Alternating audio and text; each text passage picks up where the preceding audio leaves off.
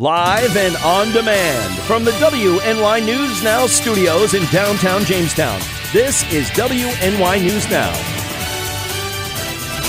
And thanks for joining us for WNY News Now on this Monday. I'm Justin Gould. And I'm Matt Hummel. Happening now, we have learned more information regarding Friday's robbery of a Lakewood bank. Details coming up. Plus, Congressman Tom Reed recently visited the local Boys and Girls Club. Details on that.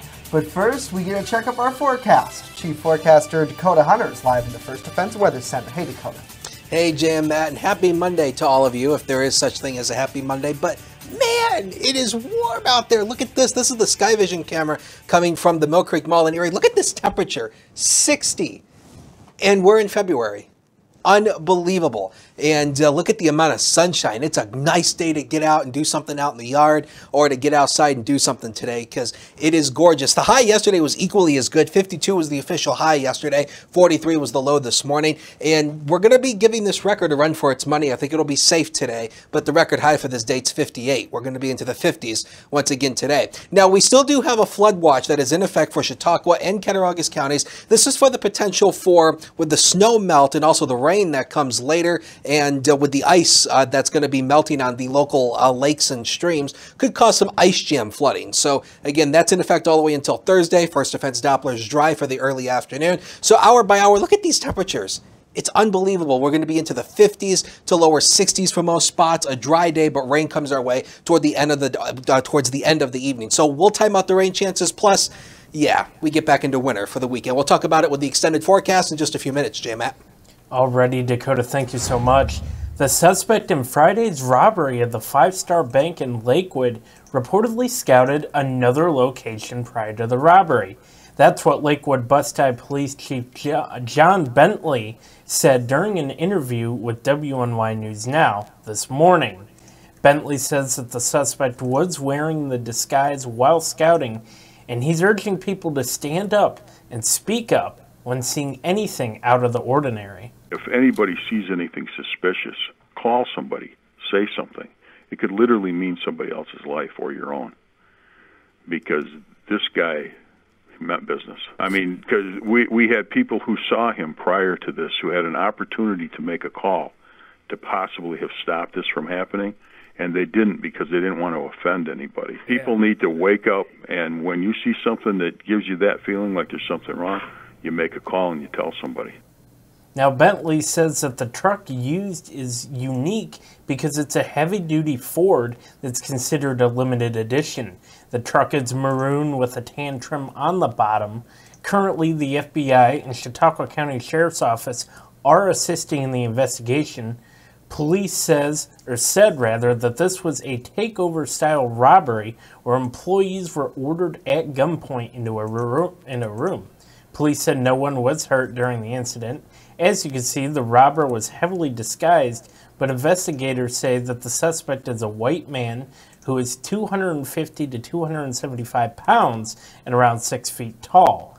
Bentley says that more information will be released when it becomes available, and he's requesting anyone that knows the owner of the truck that the suspect used to call 716-763-9563.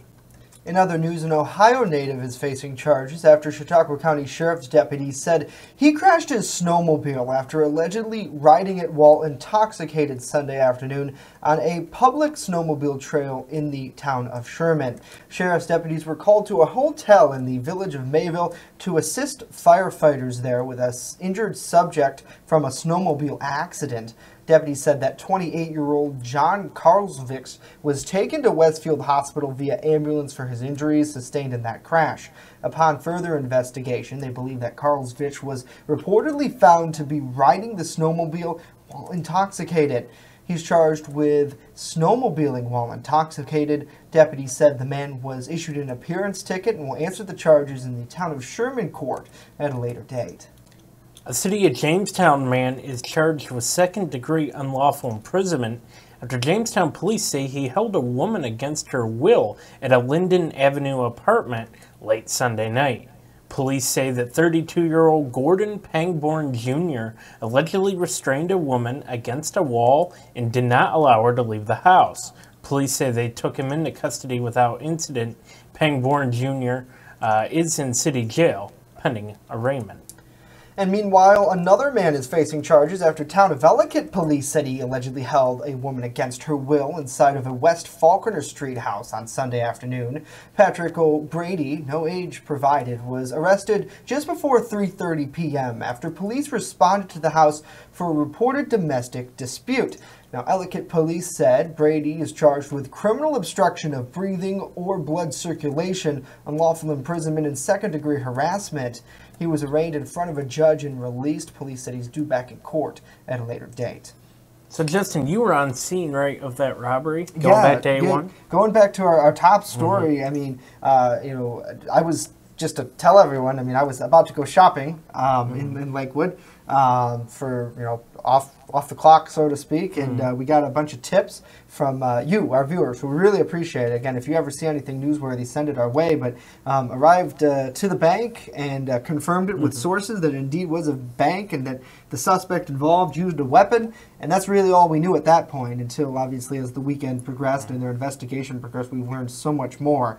And, Matt, I think the biggest takeaway right now is Lakewood Bustye police say that this suspect is very dangerous. He is armed and dangerous, folks, and certainly any help I'm sure they would appreciate in identifying him. And I know a lot of people online were saying that they thought this was a disguise.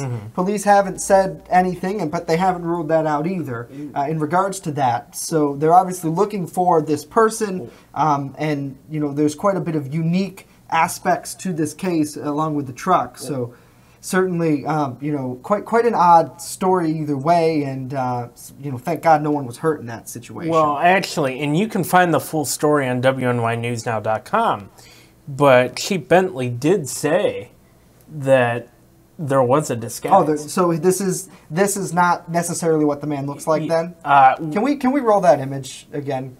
I know we're on the there we go. Thank you. So this is not what the guy normally looks like?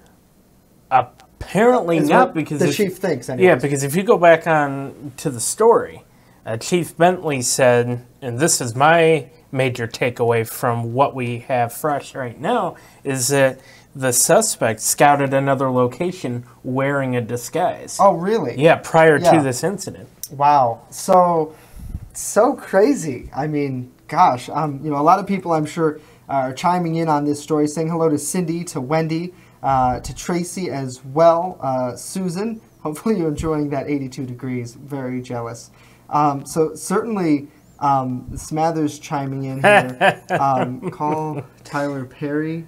Medea, we'll get to yeah, I got it. I like that. I like that, Smathers. But, in all seriousness, I mean, certainly, very scary situation. Yes. And we'll keep you up to date here on WNYNewsNow.com with all the very latest. And, this is the suspect believed to be wearing a disguise. So certainly, the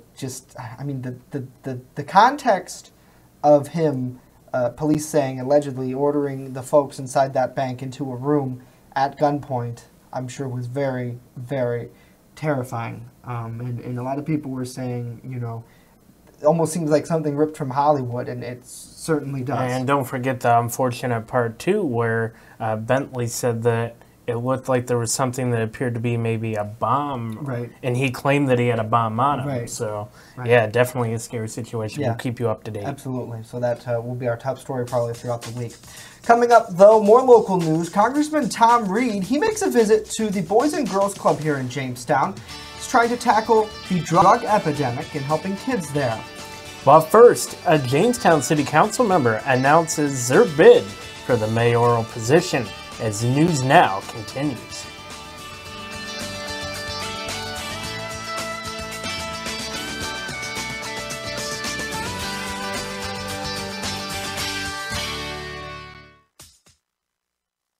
EagleZip.com is your local one-stop shop for all of your home and business computer needs. Located on Fluvanna Avenue Extension, just outside of Jamestown, EagleZip.com sells and services all brands of desktops and laptops, as well as servers and network equipment for your business. All new computer sales include transferring your data from your old computer plus a 2-year warranty. Call EagleZip.com today. Stop by EagleZip.com today and let us make computers easy for you. You're watching WNY News Now, your source for breaking news. The Fitness Bunker in Lakewood is a locally owned and operated club that cares about your health and wellness. They invest in it. Right now, enter their 30-day challenge, where for only $69, you get 30 days of unlimited everything. That's right, everything, along with 2 one-on-one personal training sessions. Then, if you lose 10 pounds, you'll get the next month free. Plus, the first place winner will get 2 Buffalo Bills tickets or a $100 gift card. Details right now on the Fitness Bunker's Facebook page. Happening right now, a Jamestown City Councilman is running for mayor. Councilman-at-large Andrew Liuzzo announced his bid for the office on Saturday next to family, friends, and supporters at A1 Auto Service. That's on Windsor Street here in Jamestown. Now, with the backdrop of a decaying and decrepit former factory building that now sits vacant, Liuzzo said if elected, one of his first priorities will be to clean up the city. Instead of litigating, we will negotiate. And where we've ignored issues, we will invest. This means cutting excess expenses and better utilizing the existing assets and resources, including neglected properties. The councilman said he will create an environment that supports and encourages city residents and small businesses to invest in themselves that will in turn allow them to invest in the community. Liuzzo also said he wants to make changes to the city charter. The city has been ruled by a few and not governed as the city original charter intended. This is a city code and charter of 1980, when we were close to over 40,000 people. This is the current city charter for 2018, where we're managing under 30,000 people. The councilman said the current charter book is much larger than previous and includes many amendments that give the mayor more authority than the original founders intended. The first line in both of these charters state, the city of Jamestown will be governed by the mayor/city council. I plan to review these amendments that have been added and return to a more well-rounded governed city government. Liuzzo said he will address poverty, crime, and high taxes if elected. The at-large city councilman was elected in fall of 2017 to his current seat. A lifelong city resident, Liuzzo owned and operated Yankee Painter and Wallpapering, Inc. for 20 years. Since retiring as Director of Rehabilitation Services at Cuba Memorial Hospital in 2018, Liuzzo has driven part-time for carts. He said that has allowed him to focus more on the city. Now, to learn more about the councilman's campaign, you can visit Friends of Liuzzo on Facebook or write to P.O. Box 2132, Jamestown, New York. And you can see that full story on WNYNewsNow.com. The American Lung Association says that the federal government is not getting the job done when it comes to protecting kids from e-cigarettes. In its annual State of Tobacco Control report, the American Lung Association gave the U.S. Food and Drug Administration an F grade. The association's president accuses the FDA of doing very little to combat e-cigarette use among high school students. The association says that nearly 21 of all high school students currently use e-cigarettes and that there was a 78% increase among high school students and e-cigarette use in 2017 and 2018. In a statement, the FDA said that it's taken, quote, an escalating series of unprecedented actions to stop young people from using tobacco, particularly e-cigarettes. However, the agency would not comment specifically on the American Lung Association report. Now, during a Friday visit to the Boys and Girls Club here in Jamestown, Congressman Tom Reed and club officials discussed how poverty and the drug epidemic has a huge impact on area youth and how the club helps those children in need. Executive Director Jeffrey Kroon told us that some of the kids that come through the doors have a tough life circumstance back at home, and the center tries to make sure that the kids feel supported and safe. He said that meeting with Congressman Reed was important to continue the conversation in trying to find solutions to obstacles like the drug epidemic. Reed explained to us that making the area a high drug density traffic designation spearheads resources for local law enforcement. Reed said that resources like the Boys and Girls Club are invaluable to our community. Having a resource like this, where the kids maybe have that peer-to-peer experience, or a worker here sees a child who's in crisis or potentially going down that path. I mean, you can't measure the success of that just in numbers. These are real human beings. These are real young men and women and children that are potentially saved because of programs like this. Now, Reed said it will take a multi-pronged approach to solve the drug epidemic here. It is important to have both strong law enforcement, available treatment, and prevention. During Reed's tour, the congressman met with administrators and club members to see what a typical afternoon looked like at the club. For more information, head to our website, WNYNewsNow.com or bgcjamestown.org.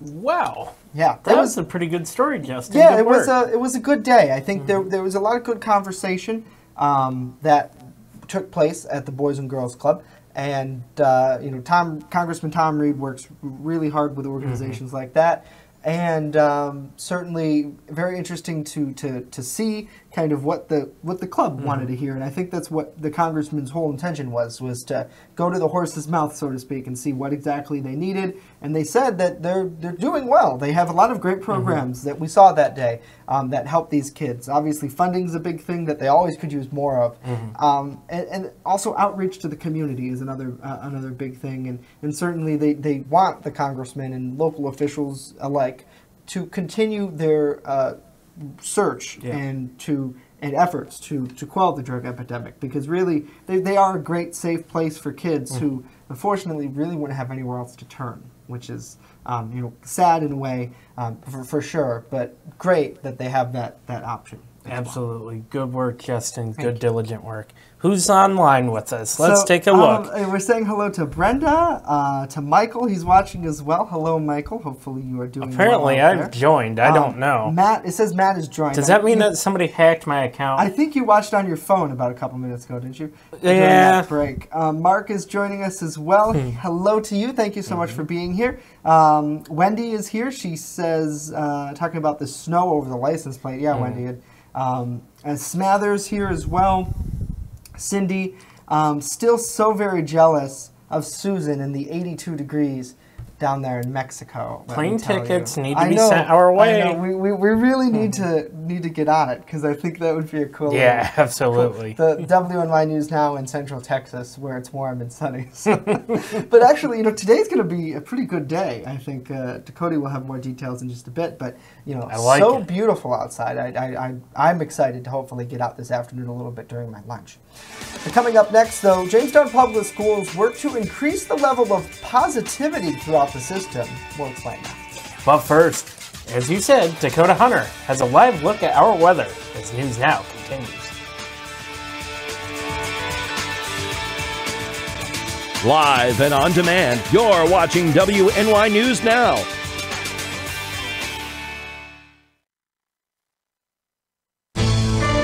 With coverage that matters, this is WNY News Now. Coming soon to downtown Jamestown, Pearl City Hops Restaurant and Tavern. I have some real old-timey dishes on there that I'm just giving new life to. Like there's a shepherd's pie on there that's going to have some bison in it, real thick hearty gravy. Then I'm also doing beer flights. We're pairing it with a set of sliders, a set of tacos, and a set of mini rolls. So everything's going to have its own pair, so you can get a taste of a little bit of everything and all the beers. We don't want to be known as the restaurant in the hotel. We want to be known as Pearl City Hops. Invest in your business or cause by letting the marketing gurus at WNY News Now and WNY Media Company grow your business. Purchase an ad much like the one you are watching now on WNY News Now's daily show, News Now at Noon, WNYNewsNow.com, or our brand new mobile app. And then get feedback from our marketing experts and fans alike. And finally, watch your business grow. As an added bonus, Community Partners messages will run not only on our scheduled programming, but on weather alerts and breaking news as well. Plus, messages are shared on WNY Sports Now programming. Anything from a live local basketball game to the Phone Zone Sports Desk. Become part of our family today. And contact us right now.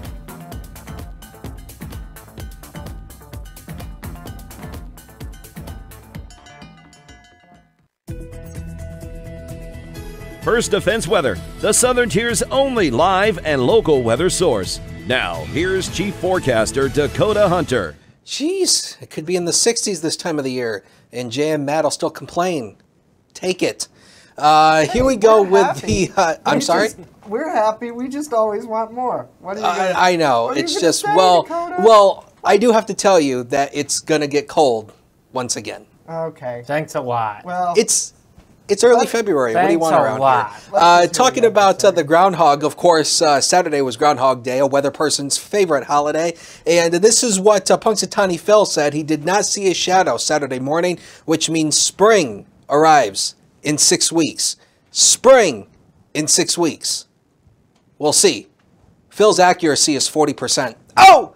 I shouldn't have mentioned that. HD News Now Cam, you can see the sunshine out there, 54 degrees. Man, that is a heat wave for this time of the year. We should be near 32 as an average high with that south wind to 8. That's bringing in that Gulf air. It's making it feel a lot warmer out there. So today, again, temperatures really into the 50s. A really nice day. We're actually at this forecast high already. We may tack on another 1 or 2 degrees before the day is done and over with. But once you go right to the Lake Erie shoreline, look at this. Erie may flirt with the lower 60s. It's just going to feel a great day. So get out and do anything outside today because it is going to be great. The next thing, the next big thing that we're looking at is high pressure has built in across the Northeast. That's why it's warm and sunny, because we have high pressure that's in control. But what is back here to our west is our next system that's coming late tonight, going into early tomorrow morning. Best chance for rain is really going to be tonight, early tomorrow. We'll show that to you here on Future Scan. This is our high-res exclusive model data that we have. And you can see here dry throughout the day. Now watch as the system approaches. We'll be in a few rain showers pretty much this evening tonight. That's about 7 o'clock. Here it is throughout the overnight hours. These darker greens to yellows indicates the heavier amounts of rainfall. This isn't going to be a big, huge rainfall deal event, but the better chance for rain is going to be in the morning. That's by about 7 o'clock in the morning, and then it all hightails out of here and dissipates for the afternoon hours, leading to some partly cloudy skies for the afternoon. So this is the computer estimated rainfall amounts. Really not a whole lot here, and this isn't the big deal here. You can see less than an inch, maybe 2/100ths of an inch of rain. That's about it. Our big deal, though, is because of the warmer temperatures that's causing snow and ice melt. So we do have a flood watch that is in effect for Chautauqua and Cattaraugus counties. That's these counties here shaded in this darker green here. So again, that goes all the way until 7 p.m. on Thursday. And this is pretty much for the potential for ice jam flooding because all of our local streams and creeks and rivers have thick ice that's built up on them. And of course, when the water level rises and we get these warmer temperatures, it melts, and some of the narrow openings may cause an ice jam there. So 32 to 38 low temp tonight, widespread rain early, tapers to a few rain showers, and again, the wind stays out of the south to southwest. That keeps us milder for the overnight. Number 12, baby! 7 days down the road we go. And 37 tomorrow. That's going to occur early. Temperatures will fall through the 20s throughout the day, but it turns sharply colder for the weekend. We're bringing a chance for a few more snow showers. Sports is next. Don't go away.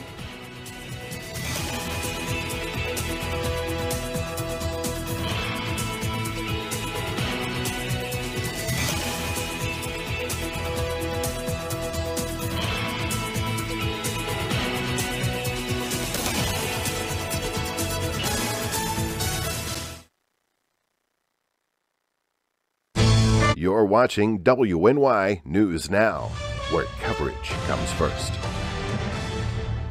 WNY Sports Now is powered by Phone Zone of Jamestown. With the largest inventory around, we buy and sell our own merchandise at a price that can't be beat. Have a broken screen? We'll fix it. Learn more at phonezoneshop.com.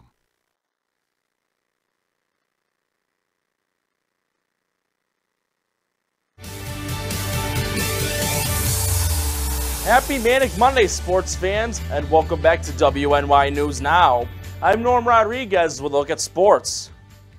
For any local NHL fans, there is a golden opportunity for your local hockey arena to host an NHL preseason game.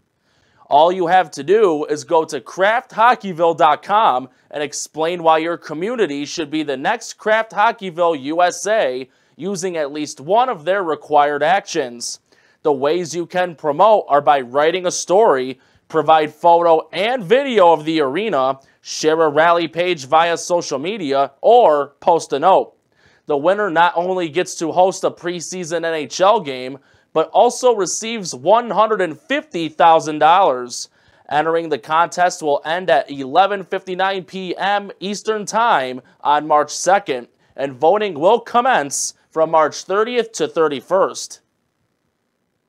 The Jamestown Jackals extended their losing streak to 6 games over the weekend, losing both road games against the Albany Patroons. Jamestown lost 97-86 on Friday and 97-94 on Saturday. The Jackals will be back home on Saturday and Sunday. Saturday's game will be at 7 p.m. against the New York Core Kings, and Sundays will be at 3 p.m. against the Mesquite Desert Dogs. In what was mainly a battle of the defenses, the LA Rams ran out of gas, losing 13-3 to the New England Patriots in Super Bowl 53, the lowest combined point total in Super Bowl history. The lowest scoring one prior to this one was a 14-7 final score when the Dolphins defeated the Redskins in Super Bowl 7. The year Miami went a perfect 17-0, as there was a 14-game season at the time. Omar Jimenez was at the big game. Months of anticipation ending in a historic record-breaking Super Bowl. The winners, the New England Patriots, earning their 6th Lombardi trophy, and Patriots quarterback Tom Brady making history of his own, winning his 6th Super Bowl title, the most of any player in NFL history. I was proud of him at 5. I was proud of him when he didn't have any, but now that he's had 6, it's extra sweet. Tens of thousands of fans filled Mercedes-Benz Stadium in downtown Atlanta, Georgia.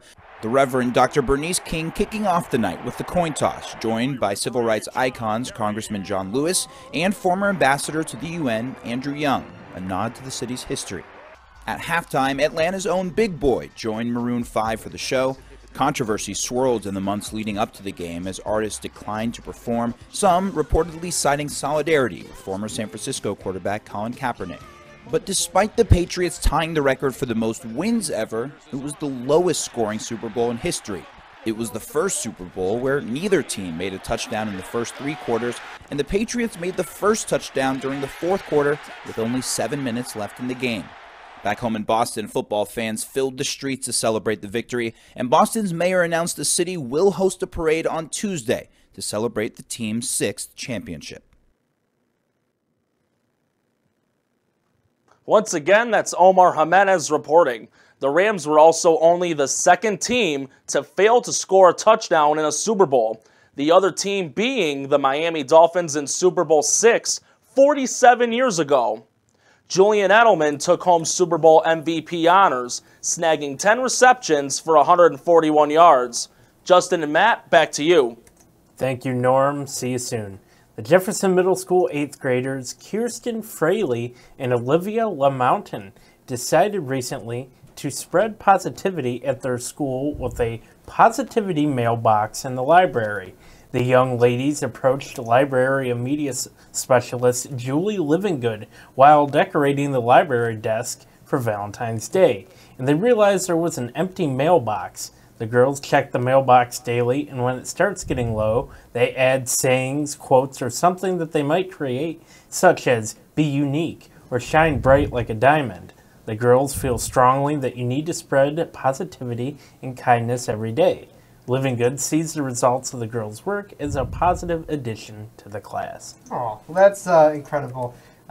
Good job, ladies, and always nice to hear positive thoughts out of Jamestown Public School. Absolutely. So, congratulations to you, Dakota Hunter. Your Patriots won. It looks like you and Wendy are probably both. Well, honestly, I am very surprised at how uneventful that game was. Yeah, I mean, you know, I actually would have thought that the game would have been a lot more closer than that. All right, cut them off. But at the same time, I'm glad it wasn't a runaway for either team at the same time. And a lot of people didn't like the halftime show or the commercials, but I thought they both were. The halftime show always sucks. Yeah, and the commercials were bad. I thought it was fine. I thought Matt's just Mr. Negative. I thought everything. Here's my question, since I want to get grumpy again. When will we get actual music for the halftime show? We hadn't had a good halftime show in years. I'll tell you off the show. Please. I'll get fired if I say it publicly. Oh, go ahead. Nobody's listening but us girls. Go All ahead. right, see you guys tomorrow.